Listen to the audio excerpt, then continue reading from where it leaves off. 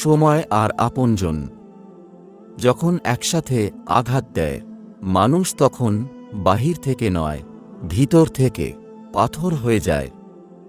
যেখানে আপনার সবচেয়ে বেশি অবদান থাকবে, সেখানে একদিন আপনার কোনো চিহ্নই থাকবে না। জীবনের গল্পগুলো তো একই, তাকে বদলায় শুধু চরিত্রগুলো। হারানো সময়টা খুব মনে পড়ে, কিন্তু কখনো ফিরে পাওয়া যায় না। সবার দেওয়া দুঃখ আমি তোমাকে বলতাম, তোমার দেওয়া দুঃখ আমি কাকে বলবো। ছোট একটা জীবন, কতই না কিছু ঘটে এই আকাশের নিচে। কেউ বা হাসে, কেউ কাঁদে। ধৈর্য ধরা শিখলাম, মানিয়ে নেওয়া শিখলাম, নিজেকে সান্ত্বনা দেওয়া শিখলাম। পারি না শুধু মিথ্যে অভিনয় করে মানুষকে ঠকাতে।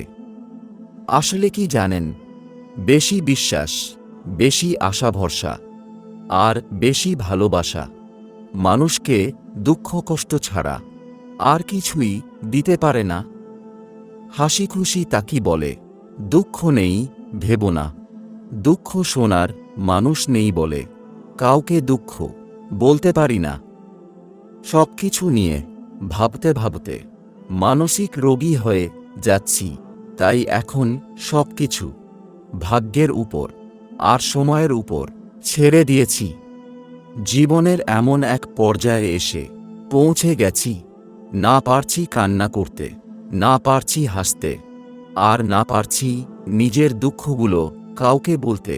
খুব একা হয়ে গেছি। যদি আয়নায় মানুষের মুখ দেখা না গিয়ে চরিত্র দেখা যেত, তাহলে সব মানুষ তার মুখ সুন্দর না করে চরিত্র সুন্দর করার প্রতিযোগিতা করত। মানুষ তো কত কিছুই বলে, কে কি বলল সেটা না ভেবে তুমি তোমার সৎ ইচ্ছে আর স্বপ্ন পূরণ করার জন্য যা করার দরকার তাই করো। সফলতা দিয়ে তাদের কথার জবাব দাও। আজকাল মানুষের সাথে মিশতে ভয় হয়, ওরা স্বার্থের জন্য আপন হয়। আবার স্বার্থ শেষ হয়ে গেলে খুব সহজে রূপ বদলায়। বয়সের তুলনায় জীবনে ঘটে যাওয়া ঘটনাগুলো অনেক বেশি। যে বয়সে হাসি খুশি চিন্তামুক্ত জীবন থাকার কথা, সে বয়সে আমি ডিপ্রেশনের সাগরে ভাসছি। নিজের কষ্টের কথা কাউকে না বুঝিয়ে নীরবে যন্ত্রণা সহ্য করা ভালো। হাসতে হাসতে যে মানুষগুলো অন্য মানুষকে অপমান করে, ছোট করে, তাদের থেকে নিজেকে দূরে রাখুন। এমন মানুষ নিয়ে জীবনে চলার চেয়ে একা থাকা হাজার গুণ ভালো।